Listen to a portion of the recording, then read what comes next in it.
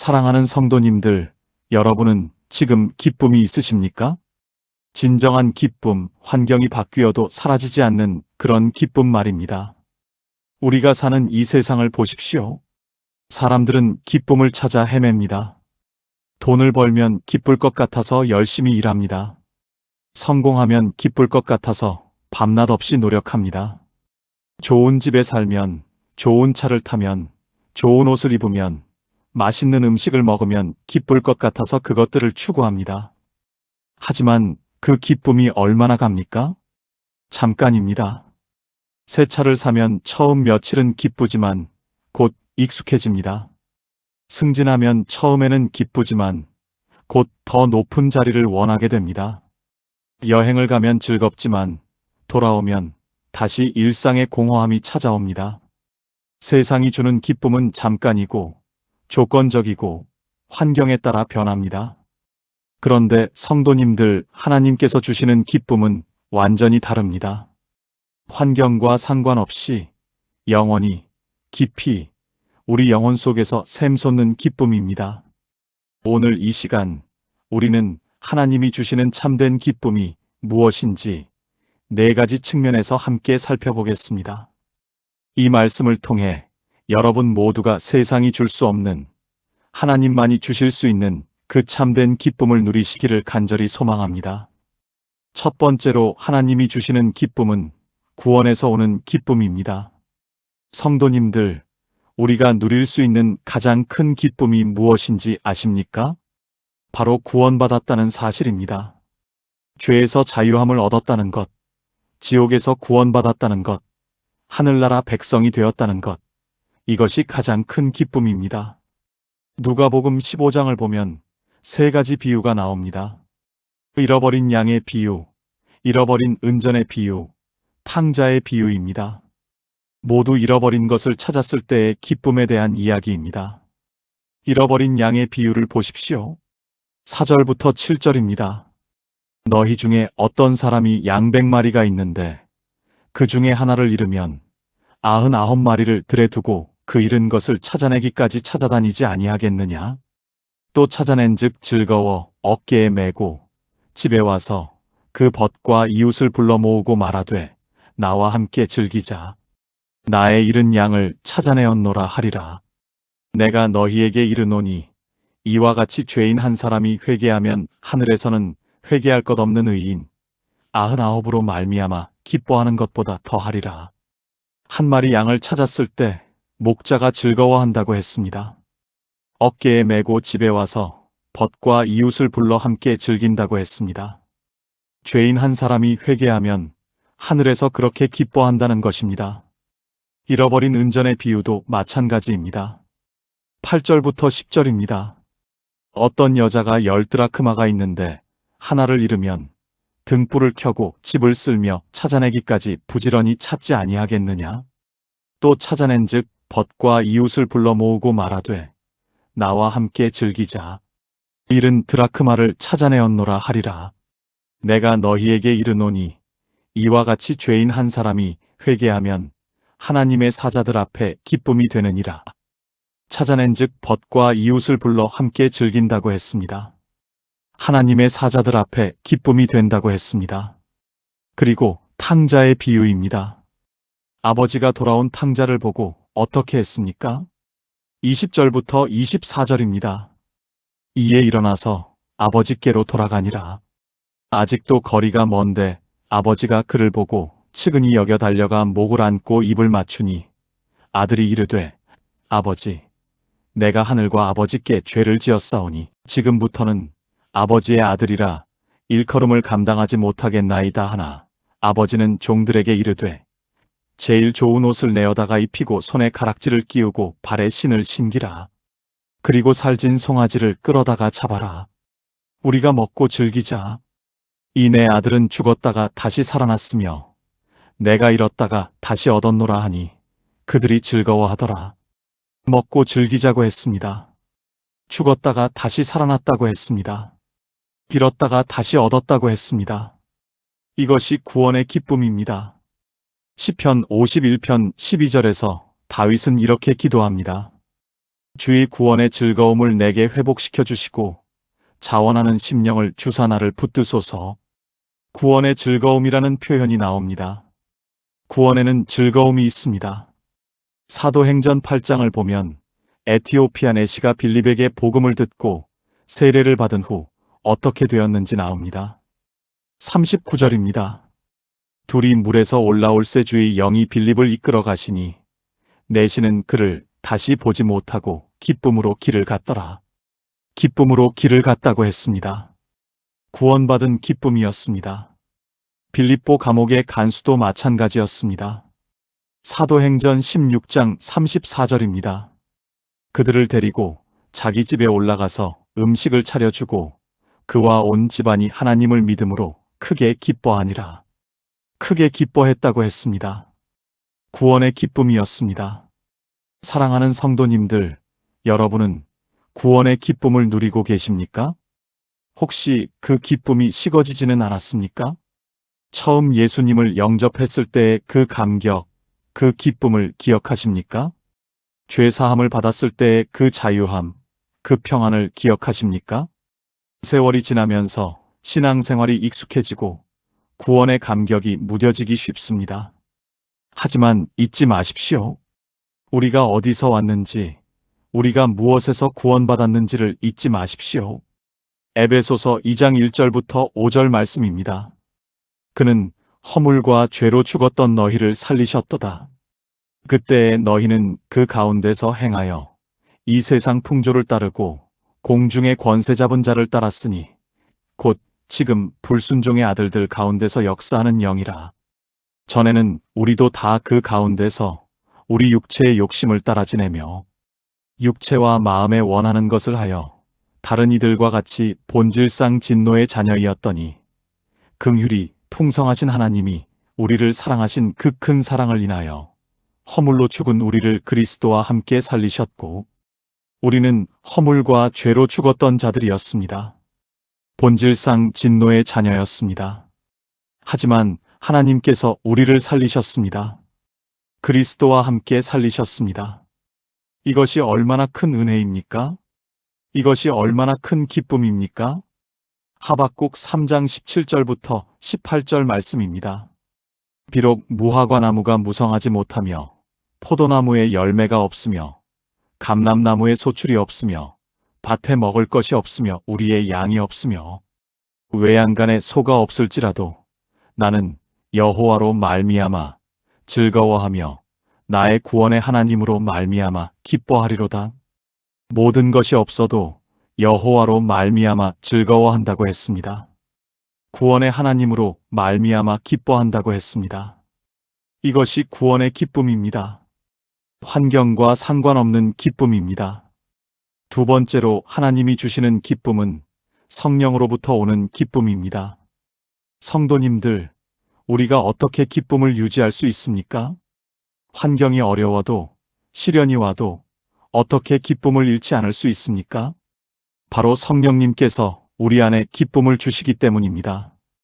갈라디아서 5장 22절부터 23절 말씀을 보십시오. 오직 성령의 열매는 사랑과 희락과 화평과 오래 참음과 자비와 양선과 충성과 온유와 절제니 이 같은 것을 금지할 법이 없느니라. 성령의 열매 중 두 번째가 희락입니다. 희락은 기쁨을 의미합니다. 성령님께서 우리 안에 기쁨을 열매 맺게 하십니다. 우리 스스로 만들어내는 기쁨이 아니라 성령님께서 주시는 기쁨입니다. 로마서 14장 17절 말씀입니다. 하나님의 나라는 먹는 것과 마시는 것이 아니요 오직 성령 안에 있는 의와 평강과 희락이니라. 하나님의 나라는 성령 안에 있는 희락이라고 했습니다. 성령님이 계신 곳에 기쁨이 있습니다. 로마서 15장 13절도 같은 맥락입니다. 소망의 하나님이 모든 기쁨과 평강을 믿음 안에서 너희에게 충만하게 하사 성령의 능력으로 소망이 넘치게 하시기를 원하노라. 모든 기쁨과 평강을 충만하게 하신다고 했습니다. 성령의 능력으로 소망이 넘치게 하신다고 했습니다. 사도행전 13장 52절을 보면 바울과 바나바가 핍박을 받고 이고니온으로 떠났을 때 제자들의 모습이 나옵니다. 제자들은 기쁨과 성령이 충만하니라. 핍박받는 상황에서도 기쁨과 성령이 충만했다고 했습니다. 환경은 어려웠지만 성령님께서 기쁨을 주셨던 것입니다. 데살로니가전서 1장 6절도 비슷합니다. 또 너희는 많은 환난 가운데서 성령의 기쁨으로 도를 받아 우리와 주를 본받은 자가 되었으니, 많은 환난 가운데서도 성령의 기쁨이 있었다고 했습니다. 환난 때문에 기쁨을 잃은 것이 아니라 환난 가운데서도 성령의 기쁨으로 충만했던 것입니다. 오순절 성령 강림 때를 생각해 보십시오. 사도행전 2장입니다. 제자들이 마가의 다락방에 모여 기도하고 있었습니다. 갑자기 하늘로부터 급하고 강한 바람 같은 소리가 있더니 불의 혀같이 갈라지는 것들이 그들에게 보여 각 사람 위에 하나씩 임했습니다. 그들이 다 성령의 충만함을 받고 성령이 말하게 하심을 따라 다른 언어들로 말하기 시작했습니다. 어떤 사람들은 그들이 새술에 취했다고 비웃었습니다. 왜 그렇게 보였겠습니까? 제자들이 너무나 기뻐하고 즐거워했기 때문입니다. 성령의 기쁨이 넘쳤기 때문입니다. 베드로가 설명했습니다. 사도행전 2장 28절입니다. 주께서 생명의 길을 내게 보이셨으니 주 앞에서 내게 기쁨이 충만하게 하시리로다. 주 앞에서 기쁨이 충만하다고 했습니다. 이것이 성령의 기쁨입니다. 빌립보서 4장 4절 말씀입니다. 주 안에서 항상 기뻐하라. 내가 다시 말하노니 기뻐하라. 항상 기뻐하라고 했습니다. 한두 번이 아니라 항상입니다. 그리고 다시 말하노니 기뻐하라고 강조했습니다. 어떻게 항상 기뻐할 수 있습니까? 주 안에서 기뻐하는 것입니다. 환경을 보고 기뻐하는 것이 아니라 주님을 보고 기뻐하는 것입니다. 성령님께서 우리 안에 계시기 때문에 기뻐할 수 있는 것입니다. 데살로니가전서 5장 16절부터 18절도 같은 명령입니다. 항상 기뻐하라. 쉬지 말고 기도하라. 범사에 감사하라. 이것이 그리스도 예수 안에서 너희를 향하신 하나님의 뜻이니라. 항상 기뻐하는 것이 하나님의 뜻이라고 했습니다. 이것은 감정을 억지로 만들어내라는 것이 아닙니다. 성령님께 의지하여 성령님께서 주시는 기쁨을 누리라는 것입니다. 사랑하는 성도님들, 여러분 안에 성령님께서 계십니까? 그렇다면 기쁨이 있어야 합니다. 만약 기쁨이 없다면 성령 충만을 구하십시오. 에베소서 5장 18절 말씀입니다. 술 취하지 말라. 이는 방탕한 것이니 오직 성령으로 충만함을 받으라. 성령 충만을 받으라고 명령합니다. 성령 충만을 받으면 기쁨이 넘칩니다. 시편 16편 11절 말씀입니다. 주께서 생명의 길을 내게 보이시리니 주의 앞에는 충만한 기쁨이 있고 주의 오른쪽에는 영원한 즐거움이 있나이다. 주의 앞에 충만한 기쁨이 있다고 했습니다. 주님과 가까이 있을 때, 성령 충만할 때 기쁨이 충만합니다. 세 번째로 하나님이 주시는 기쁨은 시련 중에도 있는 기쁨입니다. 성도님들, 참된 기쁨의 증거가 무엇인지 아십니까? 바로 시련 중에도 기뻐할 수 있다는 것입니다. 모든 것이 잘 될 때 기뻐하는 것은 누구나 할 수 있습니다. 하지만 고난 중에도, 시련 중에도 기뻐할 수 있다면 그것은 하나님께서 주신 참된 기쁨입니다. 야고보서 1장 2절부터 4절 말씀을 보십시오. 내 형제들아, 너희가 여러 가지 시험을 당하거든 온전히 기쁘게 여기라. 이는 너희 믿음의 시련이 인내를 만들어내는 줄 너희가 알미라. 인내를 온전히 이루라. 이는 너희로 온전하고 구비하여 조금도 부족함이 없게 하려 함이라. 시험을 당할 때 온전히 기쁘게 여기라고 했습니다. 이것이 놀랍지 않습니까? 시험이 기쁜 것이 아닙니다. 시험 자체는 고통스럽습니다. 하지만 시험을 통해 믿음이 단련되고 인내가 만들어지고 온전하게 되기 때문에 기뻐할 수 있는 것입니다. 베드로전서 1장 6절부터 7절도 같은 맥락입니다. 그러므로 너희가 이제 여러 가지 시험으로 말미암아 잠깐 근심하게 되지 않을 수 없으나 오히려 크게 기뻐하는도다. 너희 믿음의 확실함은 불로 연단하여도 없어질 금보다 더 귀하여 예수 그리스도께서 나타나실 때에 칭찬과 영광과 존귀를 얻게 할 것이니라. 시험으로 말미암아 근심하지만 오히려 크게 기뻐한다고 했습니다. 믿음이 연단되기 때문입니다. 금보다 더 귀한 믿음이 만들어지기 때문입니다. 사도행전 5장을 보면 사도들이 복음을 전하다가 잡혀서 매를 맞았습니다. 그리고 예수의 이름으로 말하지 말라는 명령을 받았습니다. 41절부터 42절입니다. 사도들은 그 이름을 위하여 능욕받는 일에 합당한 자로 여기심을 기뻐하면서 공회 앞을 떠나니라. 그들이 날마다 성전에 있든지 집에 있든지 예수는 그리스도라고 가르치기와 전도하기를 그치지 아니하니라. 매를 맞고도 기뻐했다고 했습니다. 왜 기뻐했습니까? 그 이름을 위하여 능욕받는 일에 합당한 자로 여기심을 받았기 때문입니다. 예수님의 이름 때문에 고난받는 것을 영광으로 여긴 것입니다. 바울과 실라도 마찬가지였습니다. 사도행전 16장에서 그들은 빌립보에서 매를 맞고 감옥에 갇혔습니다. 발에는 착고가 채워졌습니다. 그런데 그들이 어떻게 했습니까? 25절입니다. 한밤중에 바울과 실라가 기도하고 하나님을 찬송함에 죄수들이 듣더라. 한밤중에 기도하고 찬송했습니다. 감옥에서 매 맞은 몸으로 착고에 채워진 채로 찬송한 것입니다. 이것이 참된 기쁨입니다.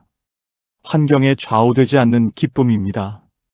고린도후서 6장 10절에서 바울은 이렇게 고백합니다. 근심하는 자 같으나 항상 기뻐하고 가난한 자 같으나 많은 사람을 부요하게 하고 아무것도 없는 자 같으나 모든 것을 가진 자로다. 근심하는 자 같으나 항상 기뻐한다고 했습니다. 모순처럼 보이지만 이것이 성도의 삶입니다. 겉으로는 근심이 있지만 속으로는 기쁨이 있습니다. 고린도후서 7장 4절도 비슷합니다. 내가 너희를 향하여 담대함이 크고 너희를 위하여 자랑함이 크니 내가 우리의 모든 환난 가운데서 위로가 가득하고 기쁨이 넘치는도다. 모든 환난 가운데서 기쁨이 넘친다고 했습니다. 환난이 없어서가 아니라 환난 가운데서도 기쁨이 있다는 것입니다. 구약시대 하박국 선지자를 생각해 보십시오. 그가 살던 시대는 어려운 시대였습니다. 바벨론이 쳐들어와서 유다를 멸망시킬 것이 예견되었습니다. 모든 것이 절망적이었습니다. 하지만 하박국은 하박국 3장 17절부터 19절에서 이렇게 고백합니다. 비록 무화과 나무가 무성하지 못하며 포도나무에 열매가 없으며 감람나무에 소출이 없으며 밭에 먹을 것이 없으며 우리의 양이 없으며 외양간에 소가 없을지라도 나는 여호와로 말미암아 즐거워하며 나의 구원의 하나님으로 말미암아 기뻐하리로다. 주 여호와는 나의 힘이시라. 나의 발을 사슴과 같게 하사 나를 나의 높은 곳으로 다니게 하시리로다. 아무것도 없어도 모든 것이 무너져도 여호와로 말미암아 즐거워한다고 했습니다.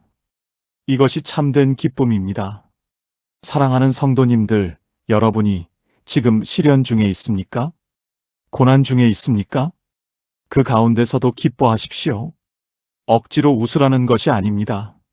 하나님을 바라보며 하나님의 선하심을 신뢰하며 하나님께서 이 시련을 통해 이루실 계획을 믿으며 기뻐하는 것입니다. 로마서 5장 3절부터 5절 말씀입니다. 다만 이뿐 아니라 우리가 환난 중에도 즐거워하나니 이는 환난은 인내를, 인내는 연단을, 연단은 소망을 이루는 줄 알미로다. 소망이 우리를 부끄럽게 하지 아니함은 우리에게 주신 성령으로 말미암아 하나님의 사랑이 우리 마음에 부은 바 됨이니 환난 중에도 즐거워한다고 했습니다. 환난이 인내를, 인내가 연단을, 연단이 소망을 이루기 때문입니다. 네 번째로 하나님이 주시는 기쁨은 다른 사람에게 전해지는 기쁨입니다. 성도님들, 참된 기쁨의 또 다른 특징이 무엇인지 아십니까? 혼자만 누리는 것이 아니라 다른 사람에게도 전해진다는 것입니다. 기쁨은 전염됩니다. 기쁜 사람 옆에 있으면 나도 기뻐집니다. 하나님께서 주신 기쁨을 가진 사람은 주변 사람들에게도 기쁨을 전합니다. 빌립보서 2장 17절부터 18절 말씀을 보십시오. 만일 너희 믿음의 제사와 섬김 위에 내가 전제로 드려질지라도 나는 기뻐하고 너희 무리와 함께 기뻐하리니 이와 같이 너희도 기뻐하고 나와 함께 기뻐하라. 바울이 기뻐하고 빌립보 교인들과 함께 기뻐한다고 했습니다. 빌립보 교인들도 기뻐하고 바울과 함께 기뻐하라고 했습니다. 함께 기뻐하는 것입니다. 기쁨을 나누는 것입니다. 누가복음 15장 탕자의 비유에서도 마찬가지입니다. 탕자가 돌아왔을 때 아버지가 뭐라고 했습니까? 32절입니다. 이 내 동생은 죽었다가 살아났으며 내가 잃었다가 얻었기로 우리가 즐기고 기뻐하는 것이 마땅하다 하니라. 우리가 즐기고 기뻐하는 것이 마땅하다고 했습니다. 혼자만 기뻐하는 것이 아니라 함께 기뻐하는 것입니다. 사도행전 2장 오순절 이후 초대교회의 모습을 보십시오. 46절부터 47절입니다. 날마다 마음을 같이하여 성전에 모이기를 힘쓰고 집에서 떡을 떼며 기쁨과 순전한 마음으로 음식을 먹고 하나님을 찬미하며 또 온 백성에게 칭송을 받으니 주께서 구원받는 사람을 날마다 더하게 하시니라. 기쁨과 순전한 마음으로 함께 음식을 먹었다고 했습니다. 함께 기뻐했다는 것입니다. 그 기쁨이 온 백성에게 칭송을 받게 했고 구원받는 사람이 날마다 더해졌습니다. 기쁨이 전도의 도구가 된 것입니다. 로마서 12장 15절 말씀입니다. 즐거워하는 자들과 함께 즐거워하고 우는 자들과 함께 울라. 즐거워하는 자들과 함께 즐거워하라고 했습니다. 다른 사람의 기쁨을 함께 기뻐하는 것입니다. 고린도전서 12장 26절도 같은 맥락입니다. 만일 한 지체가 영광을 얻으면 모든 지체가 함께 즐거워하느니라. 함께 즐거워한다고 했습니다. 교회는 함께 기뻐하는 공동체입니다. 사랑하는 성도님들, 여러분의 기쁨을 나누십시오. 하나님께서 주신 기쁨을 혼자만 간직하지 마십시오. 가족에게 전하십시오. 이웃에게 전하십시오. 교회 형제자매들과 나누십시오. 여러분의 기쁜 얼굴, 기쁜 말, 기쁜 행동이 다른 사람에게 큰 격려가 됩니다. 잠언 15장 13절 말씀입니다. 마음의 즐거움은 얼굴을 빛나게 하여도 마음의 근심은 심령을 상하게 하느니라.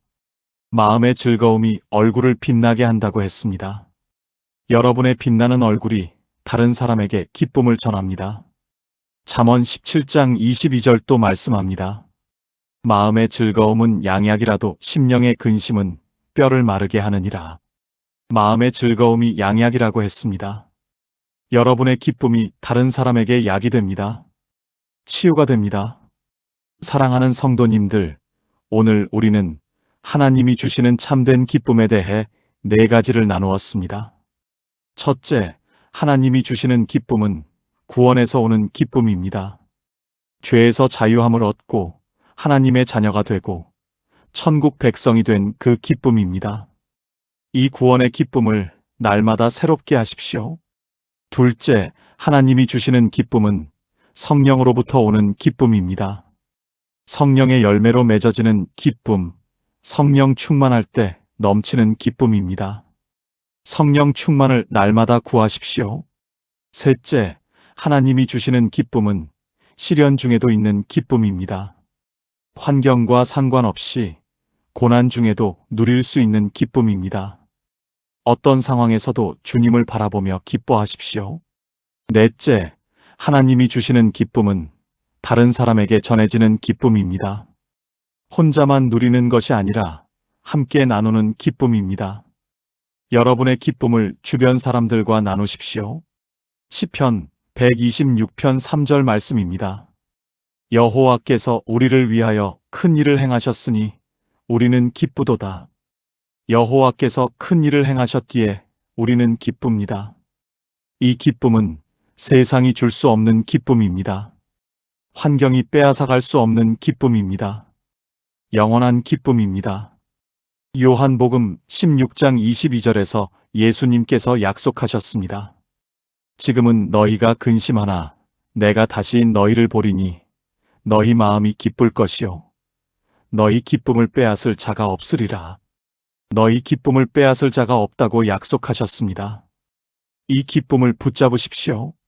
오늘 이 말씀이 여러분에게 은혜가 되었다면 좋아요 버튼을 눌러주시고 댓글로 여러분의 기쁨을 나눠주십시오.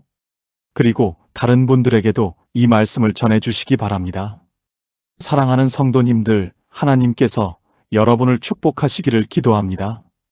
구원의 기쁨을 날마다 새롭게 누리시고 성령의 기쁨으로 충만하시고 시련 중에도 주님을 바라보며 기뻐하시고 그 기쁨을 다른 사람들과 나누는 축복된 삶을 사시기를 간절히 기도합니다.